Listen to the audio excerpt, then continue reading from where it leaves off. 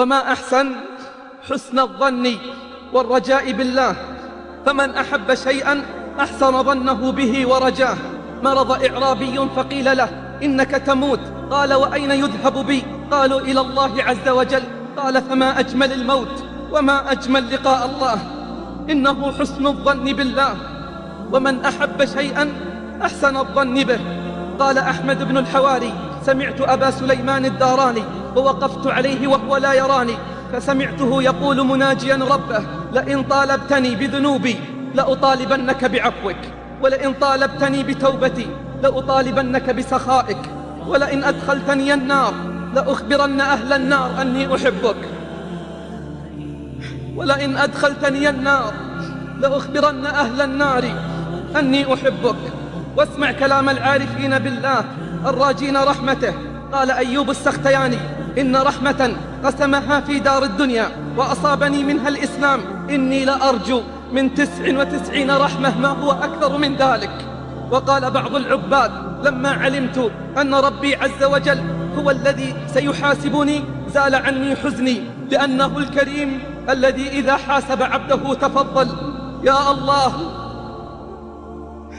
يا الله، لو يعلم المدبرون عنه كيف انتظاره لهم ورحمته إياهم وشوقه إلى ترك معاصيهم، لتقطعت أوصالهم شوقا إليه. هذه إرادته في المدبرين عنه، فكيف بالمقبلين عليه؟ وإني لأرجو الله حتى كأنني أرى بجميل الظن ما الله صانع. قال ابن المبارك: جئت إلى سفيان الثوري عشية عرفة وهو جاث على ركبتيه وعيناه تهملان، فقلت له: من أسوأ هذا الجمع حالا؟ قال: الذي يظن أن الله لا يغفر لهم. قلت: من أسوأ هذا الجمع حالا؟ قال: الذي يظن أن الله لا يغفر لهم. أليس هو الذي قال: ورحمتي وسعت كل شيء؟ يا الله، من الذي يحصي نعمك ويقوم بأداء شكرك إلا بتوفيقك وإنعامك وفضلك؟ وإني لأدعو الله أطلب عفوه وأعلم أن الله يعفو ويغفر. لئن أعظم الناس الذنوب فإنها وإن عظمت ففي رحمة الله تصغر. قال الربيع بن أنس: علامة حب الله كثرة ذكره والشوق إلى لقائه، فمن أحب شيئا أكثر من ذكره وأحب لقاءه. مت بداء الهوى وإلا فخاطر، وأطرق الحي والعيون نواظر. لا تخف وحشة الطريق إذا جئت، وكن في خفارة الحب سائر. واصبر النفس عن سواهم، فإن لم تجب بصبر فصابر. وصم اليوم واجعل الفطر يوما فيه تلقى الحبيب بالبشر شاكر. وافطم النفس عن سواه، فكل العيش بعد الفطام نحوك صائر. يا أخا اللب إنما السير عزم ثم صبر مؤيد بالبصائر. يا لها من ثلاثة من ينلها يرقى يوم المزيد فوق المنابر. كان يحيى بن معاذ الرازي يردد دائما ويقول: إلهي، إن كان صغر في جنب عطائك عملي فقد كبر في حسن رجائك أملي. اللهم إن كنت غير مستاهل لما أرجو من رحمتك فأنت أهل أن تجود على المذنبين بفضل سعتك. إلهي، لو ما عرفت من عدلك ما خفت من عذابك، ولولا ما عرفت من فضلك ما رجوت ثوابك. إلهي، إن كنت لا تعفو إلا لأهل طاعاتك فإلى من يفزع المذنبون، وإن كنت لا ترحم إلا أهل تقواك فبمن يستغيث المسيئون.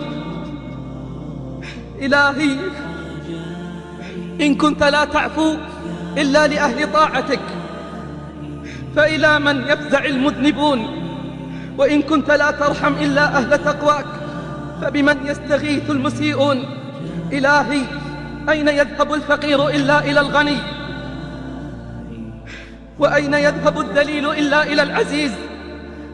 وأنت أغنى الأغنياء وأعز الأعزاء يا أرحم الراحمين.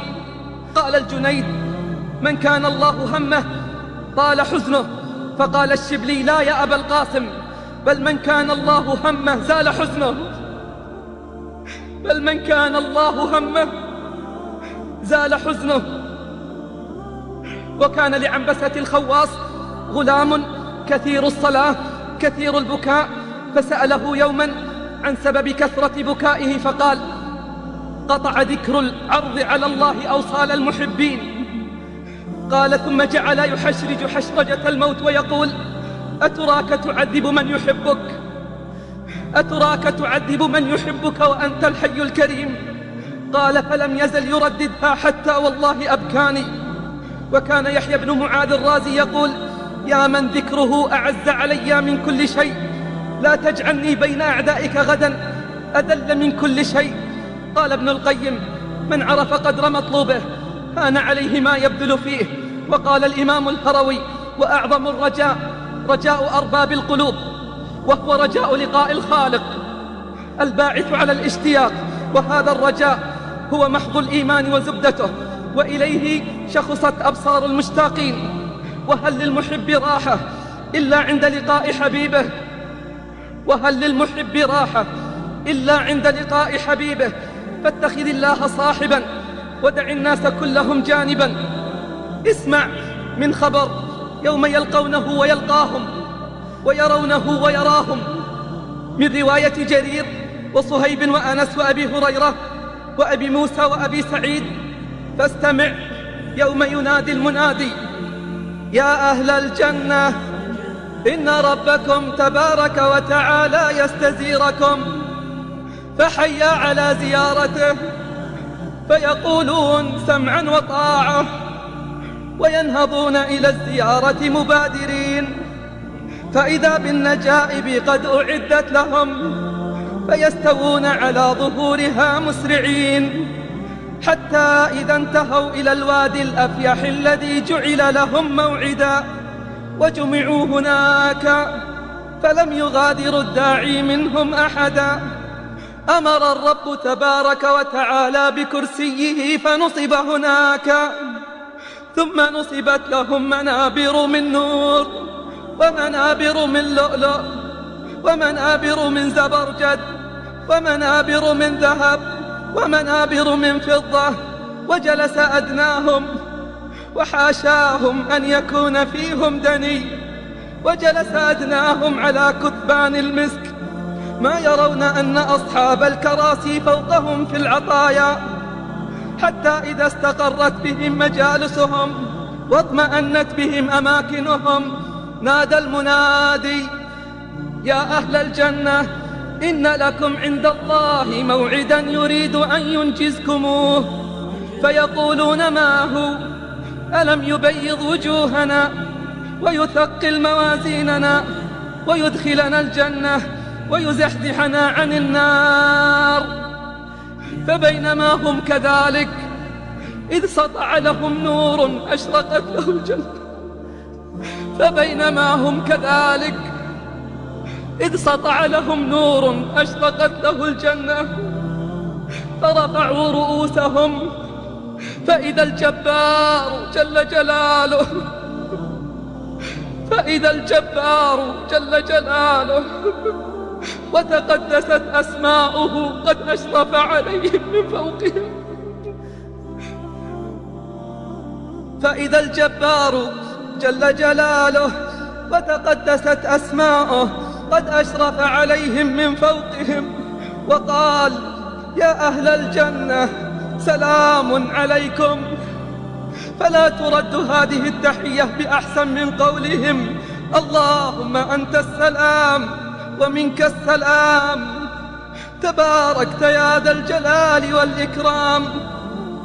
فيتجلى لهم الرب تبارك وتعالى يضحك إليهم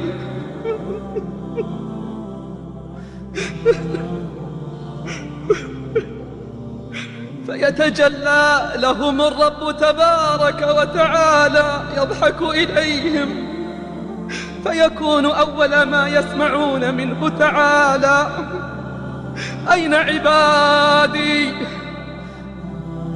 أين عبادي؟ أين عبادي الذين أطاعوني بالغيب ولم يروني؟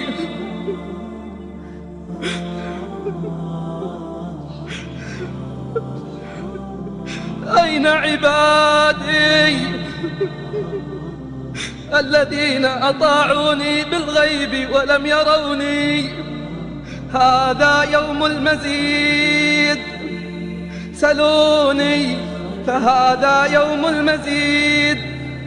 فيجتمعون على كلمة واحدة أن قد رضينا فارض عنا. فيقول لو لم أرض عنكم لم أسكنكم جنتي.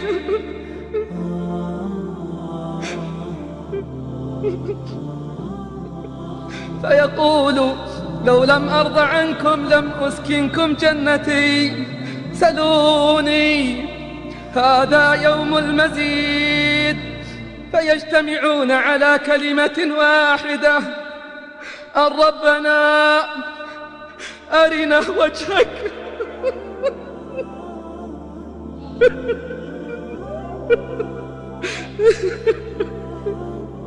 ربنا أرنا وجهك، أرنا وجهك ننظر إليه.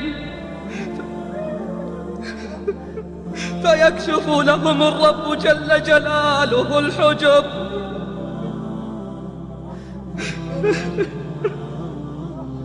فيكشف لهم الرب جل جلاله الحجب ويتجلى لهم فيغشاهم من نوره ما لو أن الله تعالى قضى ألا يحترقوا لاحترقوا.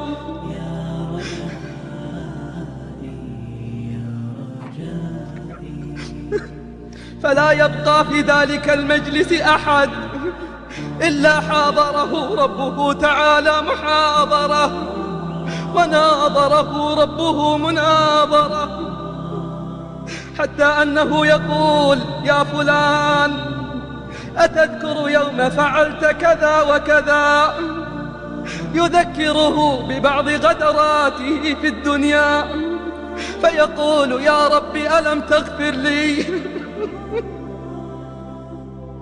فيقول يا رب ألم تغفر لي؟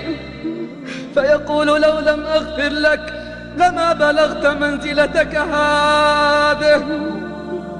فيا لذة الأسماع بتلك المحاضرة، ويا لذة الأنظار بتلك المناظرة، ويا قرة عيون المحبين في الدار الآخرة، ويا ذلة الراجعين بالصفقة الخاسرة. وجوه يومئذ ناظرة إلى ربها ناظرة.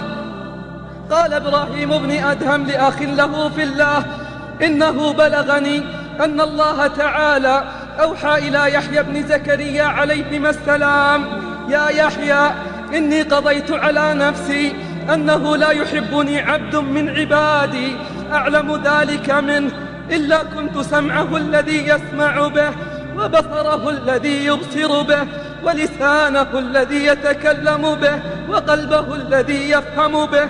فإذا كان كذلك بغضت إليه الاشتغال بغيري، وأدمت فكرته، وأسهرت ليله، وأظمأت نهاره.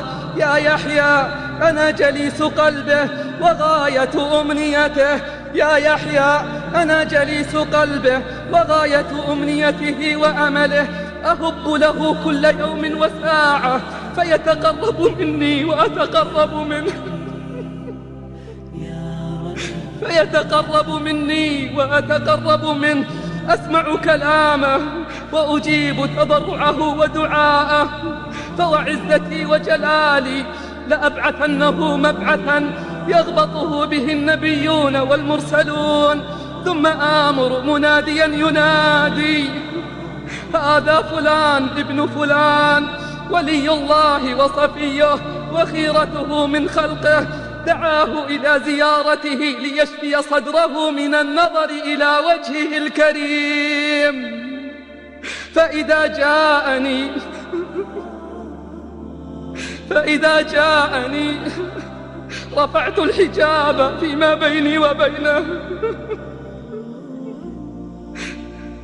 فإذا جاءني رفعت الحجاب فيما بيني وبينه، فنظر إلي كيف شاء، وأقول له: أبشر، فعزتي وجلالي لأشفين صدرك من النظر إلي.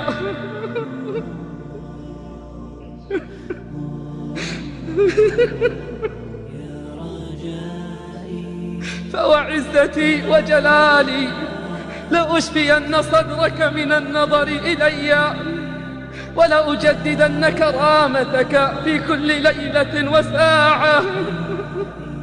سبحانك سبحانك يا علي يا عظيم، يا باري يا رحيم، يا عزيز يا جبار، يا حي يا حليم. سبحان من سبحت له السماوات بأكنافها، سبحان من سبحت له الجبال بأصواتها، سبحان من سبحت له البحار بأمواجها، سبحان من سبحت له الحيتان بلغاتها، سبحان من سبحت له النجوم بأبراقها، سبحان من سبحت له الأشجار بأصولها.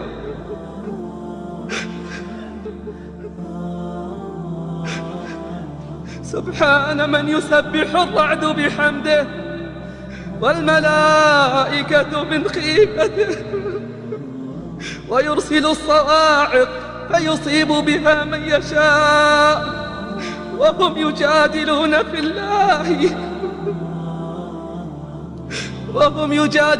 في الله وهو شديد المحال. اللهم إنا نسألك حبك وحب من يحبك. اللهم اجعل حبك أحب إلينا من الماء البارد على الظمأ.